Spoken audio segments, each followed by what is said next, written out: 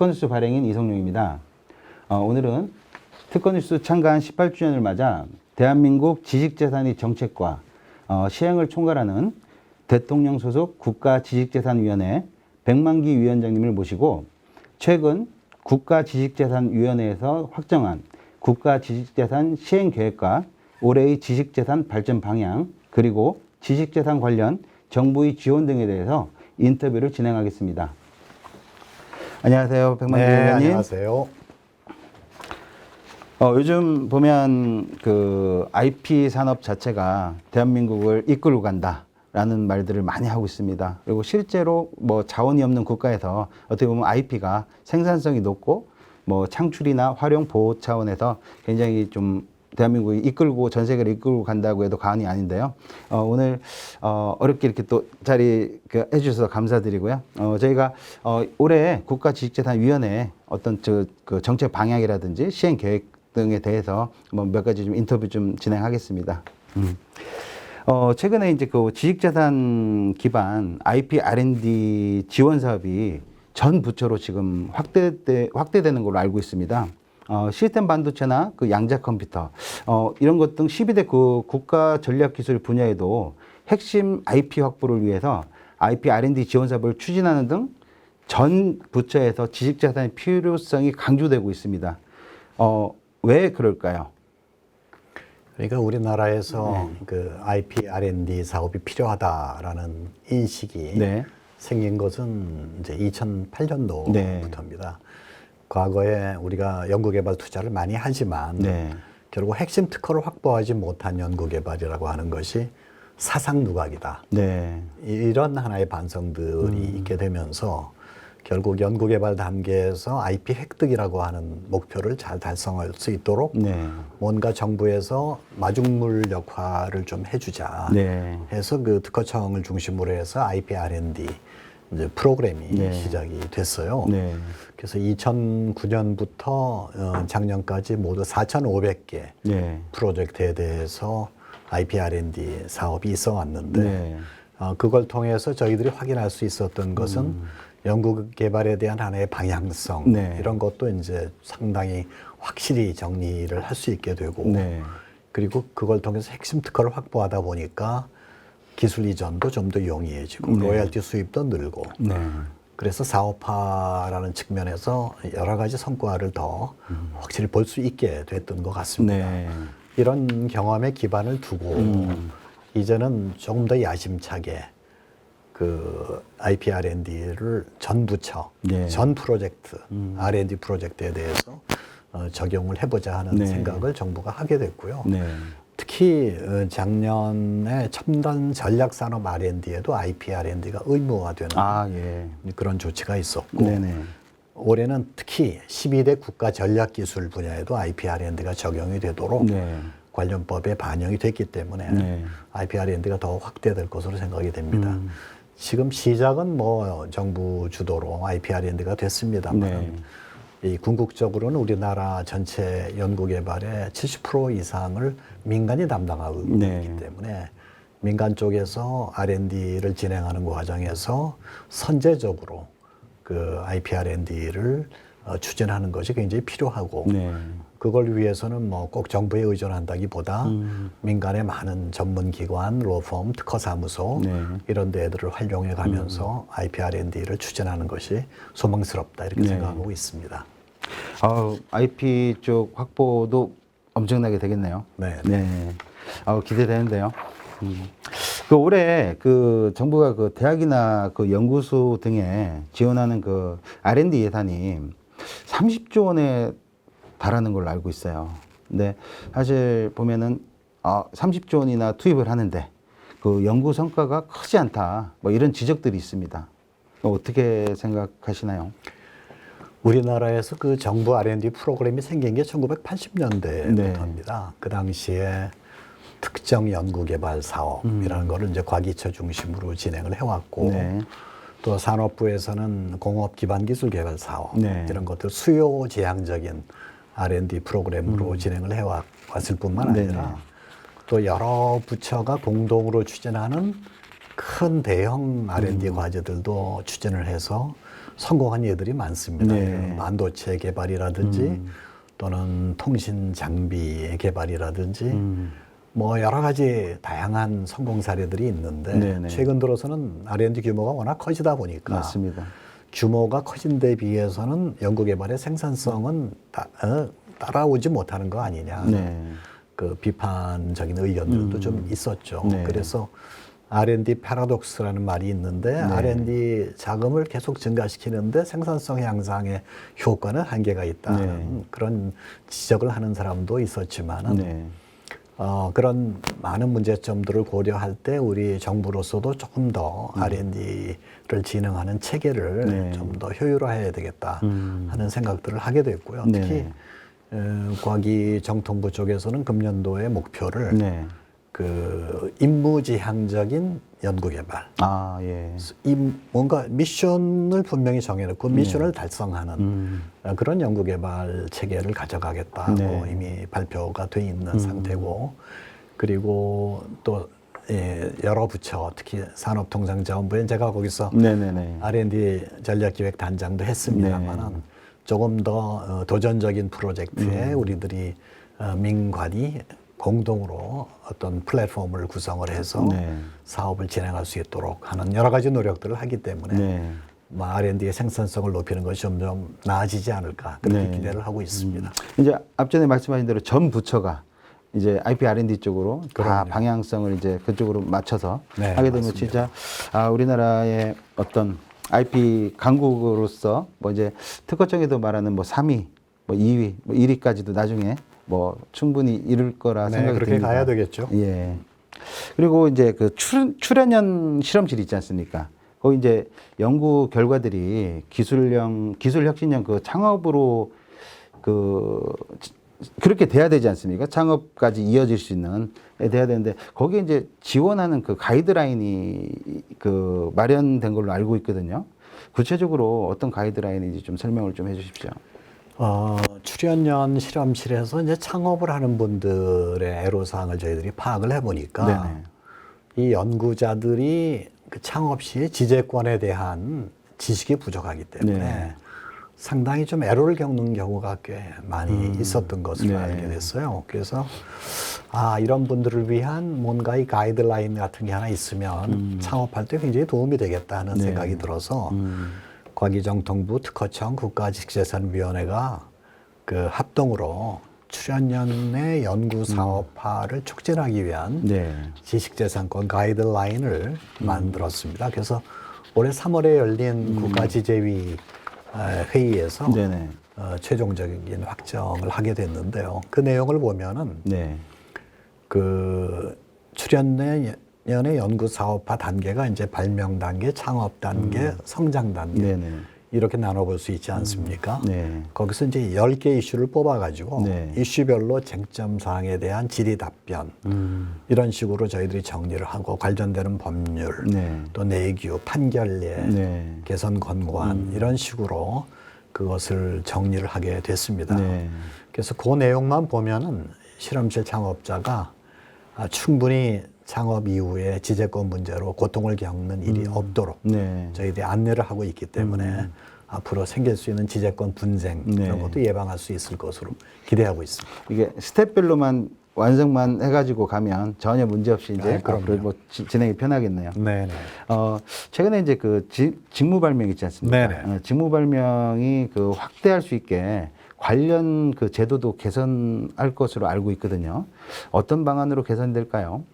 그러니까 우리나라 대기업들은 뭐 대부분 직무 발명 제도를 일찍이 도입을 해서 그 회사 내에서 발명자의 어떤 발명 의욕도 고취하고 또 회사는 회사대로 권리화를 용이하게 하는 시스템을 많이 갖고 있는데 놀랍게도 우리나라 중소기업은 38%만이 직무 발명 제도를 운영하고 있습니다.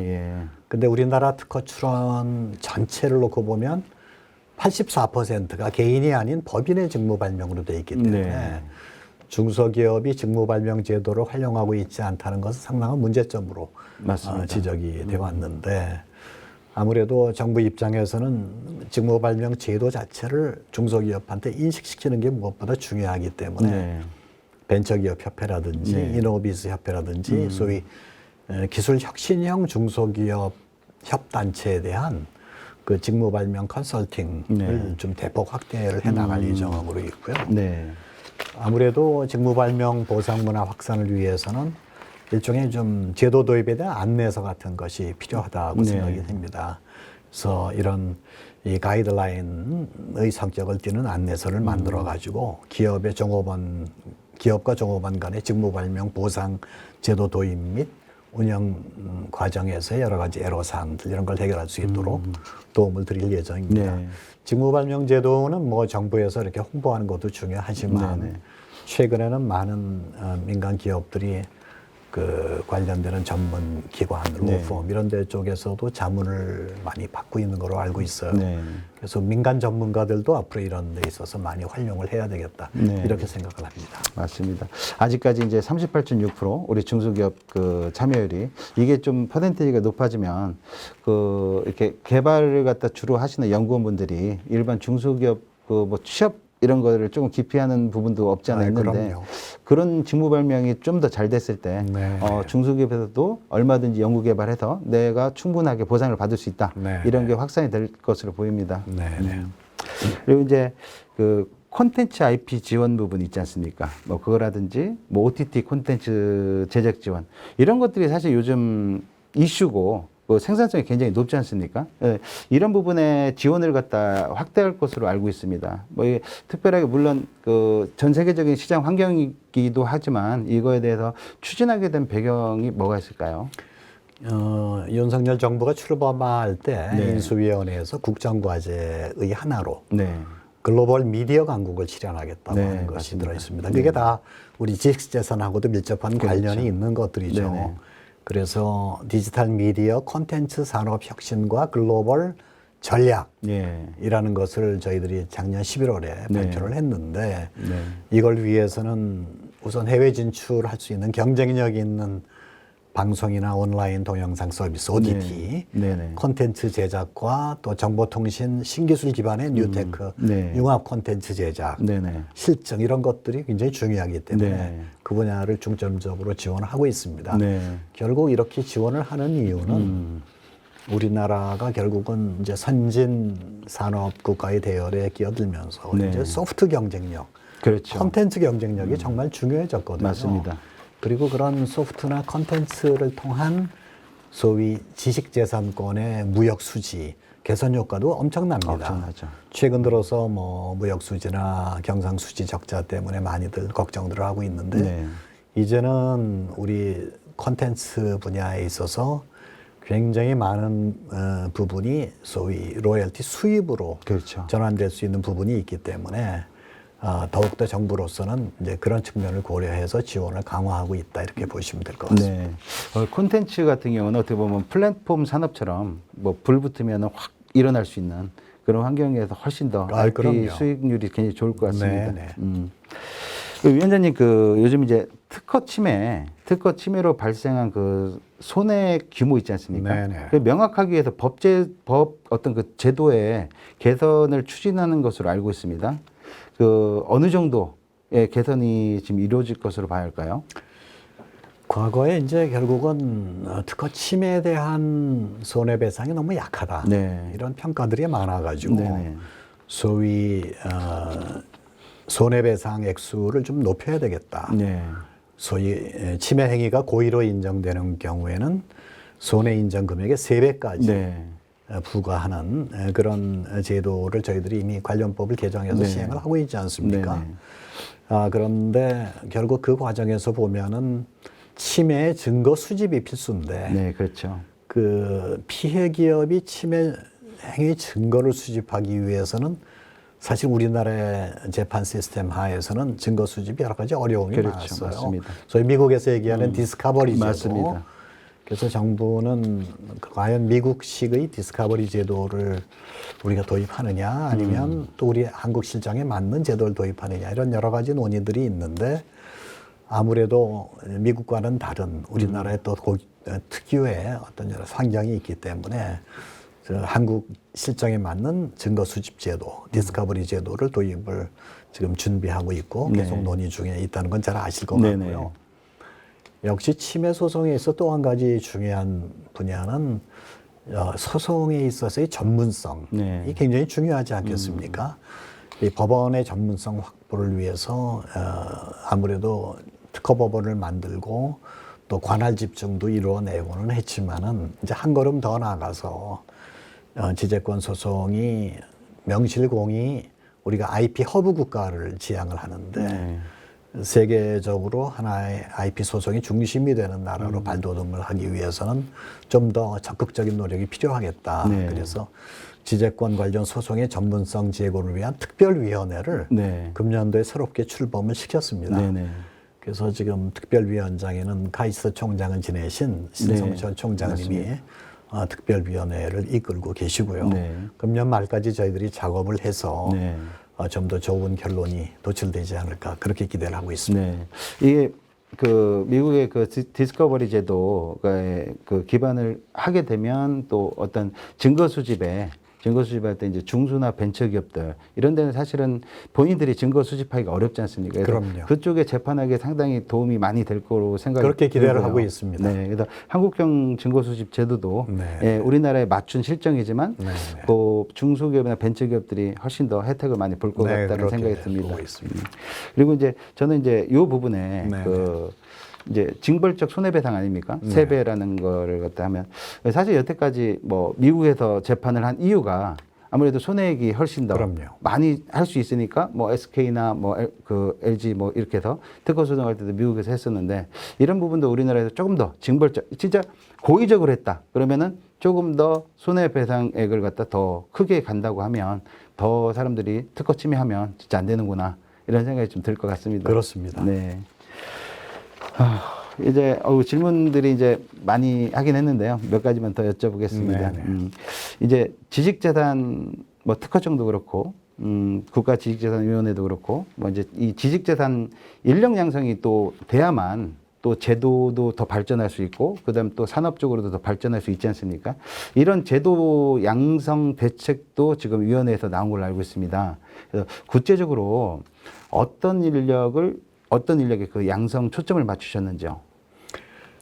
사실은 지난번 33차 네네. 국가지재위원회에서 그 제4차 지식재산 인력 양성 종합계획을 확정을 했습니다. 네네. 그 이유는 뭐 여태까지 하고 달라지는 환경이라고 한다면 소위 디지털 대전환의 시대라고 하는 큰 흐름이 있기 때문에 네. 또 미국과 중국의 기술 패권 전쟁 이런 여러 가지 환경 변화에 맞는 저희들이 그 인력 양성을 해야 되겠다 해서 4대 추진 전략의 12개 중점 추진 과제를 제시했고요. 네. 거기에는 이제 우선 연구자 등의 IP 창출하는 인력이 더 중요하겠고요. 먼저 그다음에 IP를 잘 서비스해주는 또 권리화해주고 라이센스 전략을 수립하는 소위 민간 전문 인력들, 경영 서비스 인력들, 또 특허 심사관 등 IP 보호 인력, 그리고 초중고교부터 IP에 대한 인식을 제고하기 위한 소위 IP 미래 세대 인재를 교육하고 양성하기 위한 그런 이제 인력 양성 이런 여러 가지의 레이어들을 갖고 있는데 특히 이제 우리나라에서 이제 새로운 IP에 대한 수요가 계속 늘어나면서 그 내 분야의 인력들이 골고루 다 전문화가 되고 성장해야 되겠습니다. 그 중에서 특히 이제 최근에 화제가 되고 있는 그 반도체 은퇴 기술자에 대한 그 IP 인력 공급, 특허청에서 시범적으로 30명이 넘는 인력을 저희들이 한번 뽑지 않았습니까? 특허청이 이제 IP5 특허청 중에 하나다 이렇게 평가를 하고 있는데 우리가 미국이나 중국, 유럽, 일본에 비하면 특허청의 전문 인력이 아직도 굉장히 부족합니다. 그 심사관 1인당 심사 필요한 그 소요 건수가 너무나 많기 때문에 심사의 어떤 질적인 측면을 강화하려고 그러면 아직도 특허청 심사관이 적어도 500명 이상 필요한 막 그런 상황이기 때문에 마침 이번에 성공적으로 도입이 된 그 반도체 분야의 그 핵심 은퇴 인력들 이런 인력들을 저희들이 특허청 심사관으로 그 기간을 정해서 네. 5년 또는 10년 근무할 수 있도록 해가지고 심사 인력으로 활용을 하게 됨으로 해서 네. 그것도 획기적인 하나의 그 변화가 될 것 같고 그런 프로그램들을 앞으로 지속적으로 진행을 해나가야 될 것으로 그렇게 생각하고 있습니다. 네. 안 그래도 이 퇴직자들 있지 않습니까? 네네. 영업 비밀의 유출에 그 퇴직자들이 한 절반 정도가 그분들이 된 걸로 그 보고서가 좀 있더라고요. 사실은 그분들을 갖다 전문가들 아닙니까? 이분들을 이런 부분에 같이 쓰게 되면 뭐 심사 인력이라든지 뭐 이런 쪽을 쓰게 되면 좋겠는데 이게 이제 범위는 한정돼 있고요. 위원장님 말씀하신 대로 이런 퇴직자들 다 전문가들이니까 수십 년 동안 이 분야에서만 했던 부분이니까 이런 분들이 진짜 뭐 심사 인력이라든지 IP 쪽의 어떤 인력이라든지 이런 쪽으로 간다면 조금 더 한 단계 더 빨라지지 않을까 싶습니다. IP 성장에. 맞습니다. 예. 그리고 핵심 기술의 해외 유출 네. 이런 것에 대한 우리 우려도 네네. 해소할 수가 있고요. 재미난 거는 특허청 심사관 한 사람을 채용했을 때 네. 그 심사관이 심사를 통해서 벌어들이는 수수료 수입이 네. 그 심사관 봉급의 몇 배가 됩니다. 아, 예. 그러니까 사실은 심사관을 채용할 수 있는 재원은 아무 걱정이 없는 그렇죠. 거예요. 그 사람들이 다 돈을 벌어오기 때문에 네. 또 반면에 이제 항상 행정안전부 쪽에서 걱정하는 것은 네. 심사관들이 늘어나면 이게 전체적으로 공무원 총정원이 는다. 네. 이런 것 때문에 부담을 많이 갖게 됐거든요. 왜냐하면 네. 공무원 연금 제도라든지 이런 데 그렇죠. 부담이 오지 않습니까? 근데 이번에 이제 소위 임기제 심사관 제도를 네. 도입함으로 해서 소위 연금에 대한 추가적인 부담이라든지 이런 것이 없이 또 공무원 총정원에는 포함이 안 됩니다. 그렇죠. 그러니까 이게 완전히 일거삼득이 되는 거죠. 아, 맞습니다. 해외 기술 유출도 방지하고 네. 또 특허청이 그런 심사관들 채용함으로 해서 심사 처리 기간이 또 그렇죠. 단축되고 예. 질적인 수준이 올라가고 네. 그리고 공무원 정원이 늘지 않으면서 총정원이 늘지 않으면서도 또 새로운 고용을 창출할 수가 있고 맞습니다. 일거삼득의 제도 도입이다 이렇게 볼 수가 있겠습니다. 아, 빨리 좀 이루어졌으면 좋겠습니다. 네. 우리 IP 산업 발전을 위해서도요. 네. 예. 그 지식재단 기반 관련해서 최근에 향토 기업, 향토 지식재산 활용 부분도 지금 최근에 이제 시행된 걸로 알고 있습니다.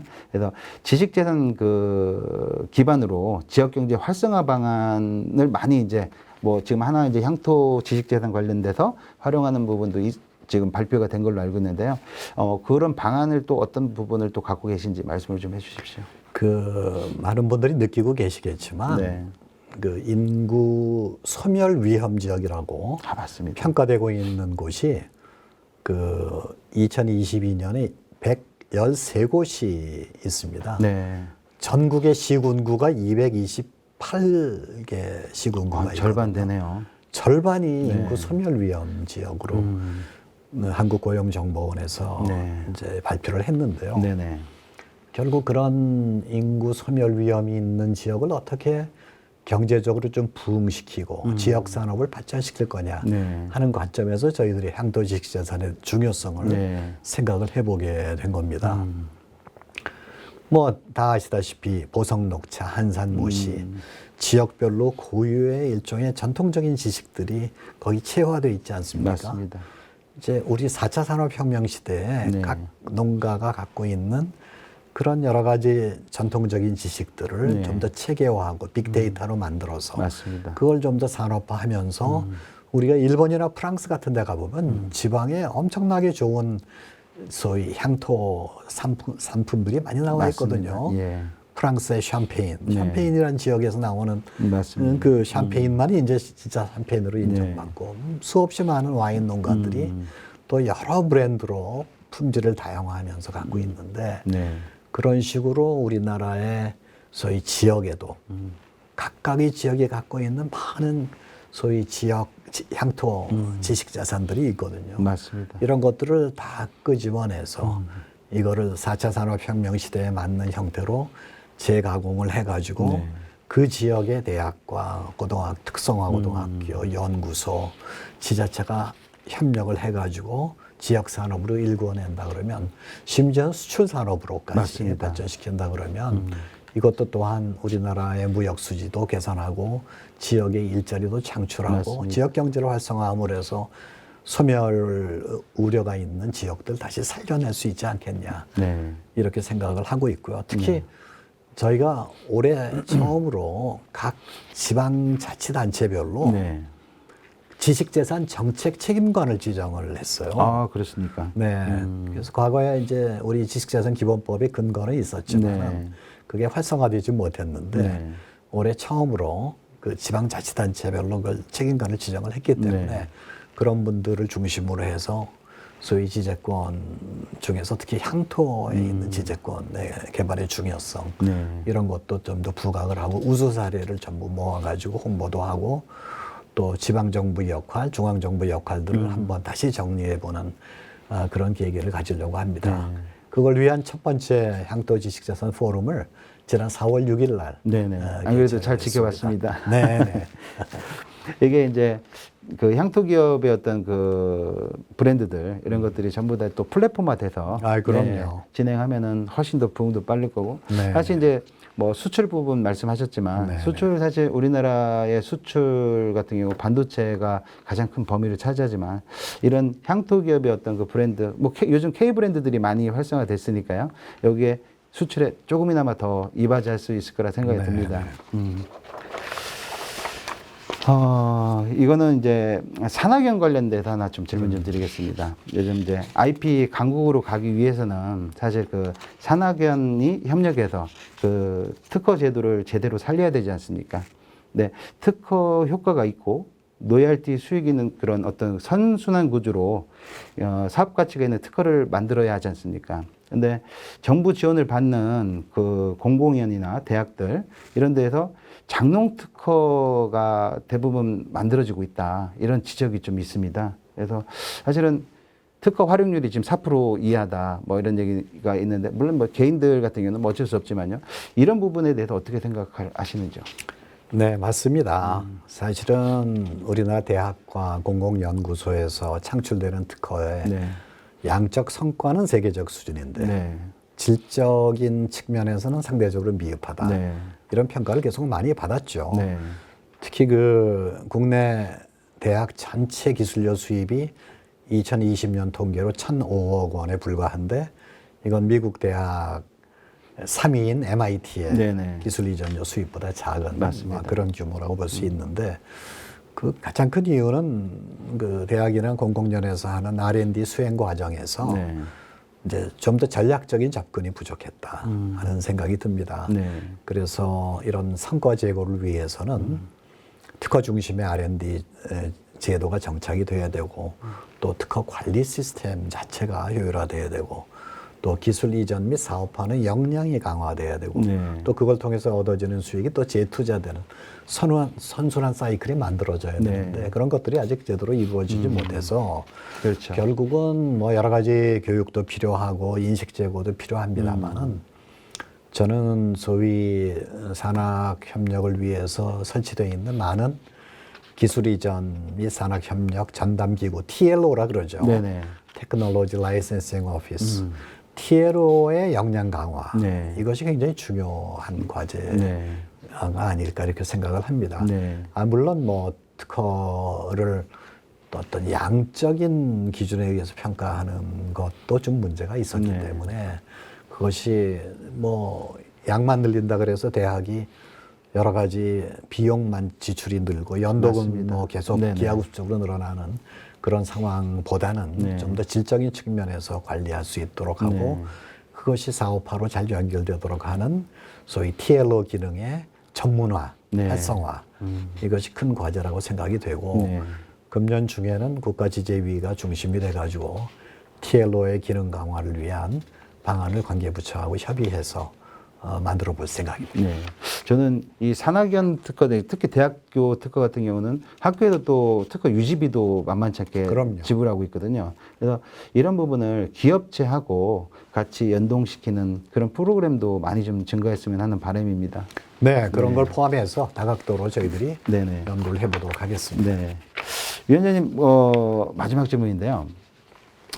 이거는 이제 국가지식재산위원회 위원장님으로서는 조금 이게 한 부분 반도체 이번에 그 300조 투자되는 부분인데요. 이 부분은 그냥 반도체 전문가로서 우리 위원장님이 반도체 전문가 아닙니까? 네. 그래서 최근에 그 정부가 이제 용인의 그 최대 그 규모로 이제 반도체 클러스터를 구축한다고 발표했습니다. 물론 300조 규모입니다. 이번 시스템 반도체 클러스터 구축이 안보나 경제성 그리고 반도체 시장에 어떤 영향을 미칠지 좀 말씀을 좀 듣고 싶습니다. 그 우리나라 반도체 산업이 1983년도에 D램을 시작한 이후에 네. 사실은 메모리 중심으로 편중돼 있죠. 네. 근데 시스템 반도체 쪽으로는 저희들이 많은 노력을 하느라고 했지만 네. 많이 부족했습니다. 네. 반면에 대만은 그 파운드리 비즈니스에 집중을 해가지고 세계 1등 규모의 파운드리 사업을 키웠는데 네. 결국은 시스템 반도체 쪽으로 가면 파운드리 비즈니스를 키우는 게 뭐보다 중요하거든요. 근데 그 사이에 보면은 우리나라에서 그 반도체 공장을 하나 짓는데 너무나 많은 세월이 필요하게 됐었죠. 규제가 너무 많았어요. 그렇죠. 하이닉스에서 가장 최근에 짓는 공장 하나는 8년이 걸렸다고 하지 않습니까? 네네. 근데 우리나라가 1980년대에는 그렇지 않았어요. 네. 삼성전자가 D램 공장을 지을 때 당시에 9개월 만에 공장을 지었습니다. 네. 그런 정도로 요새 이 첨단 기술 산업은 스피드 경쟁이거든요. 네, 맞습니다. 이제 그런데 이번에 결국 우리나라가 시스템 반도체 쪽으로 가지 않으면 안 된다. 네. 해가지고 이거를 일반 산업공단으로 하면 너무 시간이 많이 걸리니까 네. 국가산업단지로 만들어서 빠른 시일 내에 규제를 한꺼번에 풀어주고 네. 공장을 지을 수 있는 그런 시스템을 만들어야 되겠다. 네. 한 것이 이번 300조 투자 계획 발표의 가장 중요한 부분입니다. 네. 그래서 삼성전자가 지금 앞으로 10년 동안에 그 5개의 큰 파운드리 공장을 짓겠다고 계획을 세우지 않았습니까? 네네, 300조를 투자해서. 네. 저는 그것이 정말 제대로 이루어지고 경쟁력을 갖추게 된다고 하면은 네. 전 세계의 파운드리 비즈니스의 상당 부분을 우리가 가져가게 되고 파운드리라는 거는 딴 데서 설계해 온 것을 우리들이 완성된 반도체로 만들어주는 것이니까 네네. 그 공장을 갖고 있는 것이 국가 안보적인 측면에서 너무너무 중요하고 그럼요. 맞습니다. 경제적 효과도 물론 엄청나게 클 수밖에 없죠. 네. 특히 그 단지에 소재, 부품, 장비 기업이 같이 입주함으로 해서 네. 그 산업의 경쟁력을 더욱 강화시키는 하나의 그 생태계, 네네. 이코시스템을 만들어줄 수가 있는 건데 그래서 저는 그런 생각을 해요. 과거에 1970년대 말에 우리나라에 주한미군 철수 논쟁이 있었을 때 네. 그 미국의 상원 군사위원회 멤버들이 와가지고 네. 창원공단을 보고 네. 한국에 이렇게 큰 그 기계의 종합단지가 있다면 여기는 이거는 꼭 지켜야 된다. 네. 그래서 그 주한미군이 철군하려고 하다가 그것을 다시 번복하는 결정적인 계기가 됐다고 하거든요. 네. 저는 우리가 이번에 용인에 커다란 시스템 반도체 단지를 만든다는 것은 거기에 평택, 기흥, 용인 이것이 하나에 아우러지면서 그 단지가 없으면 세계가 움직일 수가 없는 이제 그런 단지가 되는 거죠. 네. 그래서 저는 국가 안보적인 측면에서도 그렇고 경제적인 측면에서도 굉장히 중요한 결정이 이루어졌다. 이렇게 평가를 하고 싶습니다. 아, 훌륭한 말씀이십니다. 네. 진짜 이 말씀하신 대로 우리 반도체 산업이 뭐 제대로 된 먹거리로 하면 전 세계에서 진짜 최고의 어떤 뭐 제대로 된 형태가 갖춰지는 것도 큰 영향이 될 것 같습니다. 그 긴 시간 이렇게 인터뷰 응해 주셔서 감사드리고요. 마지막으로 저희가 그 특허뉴스가 올해 그 5월이 창간 18주년 호입니다. 그래서 뭐 시간 되시면 뭐 간단하게 뭐 축하 인사말 한 말씀 좀 부탁드리겠습니다. 네, 제가 IP하고 인연을 맺은 것은 1978년도 특허청 심사관으로부터 인연을 맺게 됐어요. 네. 그 45년 내내 쭉 생각을 했던 거는 IP에 관한 전문적인 미디어가 우리나라에 꼭 있어야 되는데 근데 마침 18년 전에 우리 특허 뉴스가 잘 창간이 돼서 네. 그 기틀을 잘 만들어 주신 것 같고 네, 고맙습니다. 특히 이제 우리나라의 발전 전략을 보면은 결국 무형자산인 지식재산, IP가 중심이 되는 산업구조로 계속 급속히 변화하고 네. 있기 때문에 그런 우리나라의 산업구조의 변화와 경제의 어떤 질적인 변화에 발맞추어서 우리 특허 뉴스가 그 일반 대중에게도 소통하고 또 전문가 그룹들이 널리 공유할 수 있는 하나의 그 중요한 소통의 수단으로 그런 또 자리매김을 좀 하셔서 더 큰 발전이 이루게 되기를 기대하고요. 앞으로 지식재산 강국이 되는 데 있어서 특허 뉴스가 굉장히 큰 기여를 했다 하는 얘기를 들을 수 있게 되길 기대합니다. 고맙습니다. 열심히 노력하겠습니다. 긴 시간 감사드리고요. 오늘 위원장님 이렇게 말씀을 쭉 들었는데 한 단계 한 단계 스텝 바이 스텝보다도 이 스텝을 잘 밟으면 나가면 국가지식재산위원회에서 이번에 확정한 어떤 그 스텝별로 진행되는 이런 정책이나 시행들이 된다면 올해 내년 충분하게 누구도 상상하지 못했던 IP 성장이 좀 기대됩니다. 오늘 긴 시간 감사드립니다. 네, 감사합니다. 네.